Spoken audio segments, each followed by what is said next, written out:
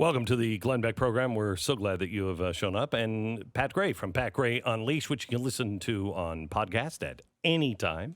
Welcome, Pat. How are you? You may also listen live right before this show. I'm good. Oh, I'm shut up. great. I'm perfect. Perfect. Nearly perfect. You know? In every way. In every way. You're practically Yes. Mary Poppins in that sort of way. Almost. So there's some good news here for the president. Washington Post ABC News poll surveyed the national support among registered voters in head-to-head. Vice President Biden had a 7-point lead in February. That has now gone down to 2 points, putting Trump and Biden basically at a statistical tie. But when you actually look at who's excited, 43% of voters say they would trust Biden more to handle the coronavirus, with 47% saying they would trust Donald Trump more to manage the crisis. The economic front, this is where he's going to crush.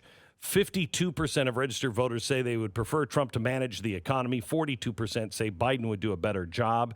And I love this note from the Washington Post. The poll's margin of error is 3.5, meaning the coronavirus answer is closer than it seems.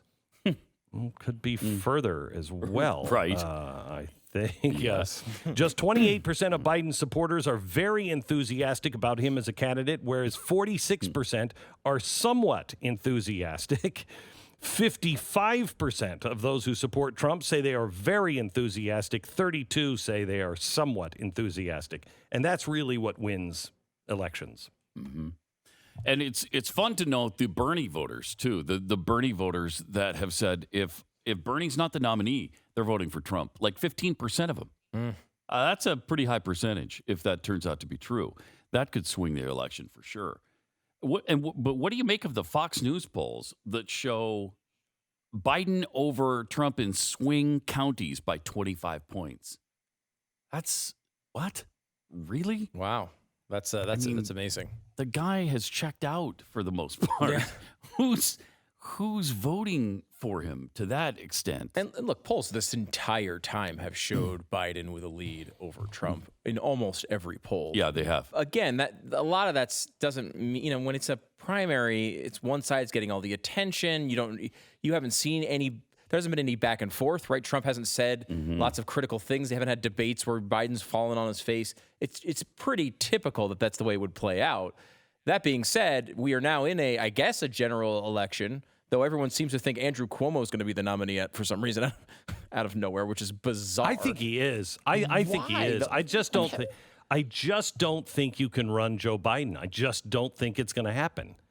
I don't think he's going to make it that long. He's not good. No, he's terrible. But Cuomo is horrible. Yeah. What has this man done? Yeah. He's been a disaster. He's given news conferences every day. Yeah, and what has he done? done. He's reversed his own decisions 10 times each. Yeah. He's implemented positions that have led to the largest crisis in the entire coronavirus saga in the United States. He has not been able to reverse it. He's been sitting here complaining the entire time to no avail. This has been a disaster for him. And by the way, as late as March 17th, he was telling people that the panic was unwarranted. It was 2 weeks ago. 2 weeks ago. How's this guy? Like, that just shows how little confidence they have in Biden that they would even consider this. But you're not going to get that. You're not going to get that anywhere else. You're not going to get that from mainstream media. They'll never report on that. I mean, look at not Bloomberg, but de Blasio. De Blasio was just going to the gym last week. Remember, he was like, "I'm going to close the gym tonight, but I'm going to go and get a last workout in." He's now saying to the press who is after him, and he's like, "Look, what do you we don't need to talk about the past. We need to focus on the future." I mean, he is getting slammed. The poll results now of Cuomo are really, he's like showing like 87% approval rating in the state of New York, Which is weird because almost half the cases in the United States come from New York alone. And that's part of that could be rallying around the executive in charge. It happens all the time in war, whether, at the end of the day, you look at the war and you judge it, right? But during the war, usually there's a rally around the executive. And that's the one worry you'd think about with Trump and his numbers as well, which they look really good on coronavirus right now. The question is, is that just and the economy. The question is that just one of those things where people are rallying behind him because he's kind of the face of this and in charge, and we really want him to succeed so badly? That could be the case with Cuomo. And remember, George Bush 41, he was really popular, like 6 months before. And that turned completely around by the time the election. I mean, it doesn't really matter what you're doing right now, what the polls say right now. It can completely change. I have a feeling if we are, though, in a depression, it's different than just the economy going soft and people losing jobs. I think when you look at who you're going to have rebuild the country, I think Americans will go to Donald Trump because the average American does look at him as a guy who's built an empire and knows how to get things done. And I think that's, if you're watching his press conferences, that's what you're getting from him right now, is this look of like, wow, he knows what he's doing here. And he's listening to the experts and he's getting things done.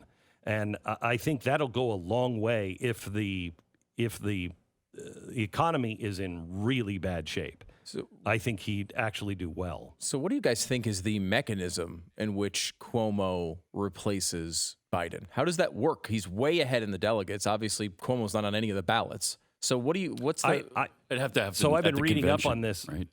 I think up at the convention, I think if they, the head of the convention just gets up and goes, I mean, guys, come on. Right? Oh, the guys clause. Right? Come on, guys. It's the come on, guys clause. It's the come on, guys clause. Yeah. Guys, I mean, look at him. Not a chance. Not a chance. I guess that could be it. I mean, part of me thinks that there is a path to get, Cuomo or someone else to be the nominee. If they say, look, COVID-19 too serious, we can't hold the rest of these primaries. No one's got the delegates. It's just going to be a contested convention. Because if you run these actual elections, whether you want him to or not, most likely Biden's going to wind up being the nominee because he's going to get above the delegates needed. He doesn't need to perform well to get there at this point. So, you think he's probably would get there if these things are actually held. I guess if you cancel all of them, though. And when is it next? Is it next week? It's next Tuesday, right? The next one, finally? I think they're all canceled. There's one that... Oh, they are canceled? Most of them are moved or canceled. That's not gonna happen. Some of them have been like mail-in only situations. They've converted to mail-in only. But I don't think there's any... Wow. There may be one that's still scheduled to run as normal. But you can't... There's no way. I mean, next week and the week after, these 2 weeks are the peak now. The next 15 days, this is when it is all supposed to peak. And there's no way next week you're like, yeah, you know what? I'm going to go out into the polls. I'm going to vote. Yeah. I'm going to go out and vote. not a chance. A million of my closest friends. Yeah, I'm going to go out and vote for Joe Biden. No. We always talk about that. Like, I go out and walk through a wall of fire to vote for this candidate. That's not Joe Biden. And, wall of fire is one thing, potentially getting sick. They will walk out with with a match. There's a match on the ground. It's not even on fire. I ain't going out there. Not for Joe Biden. No way.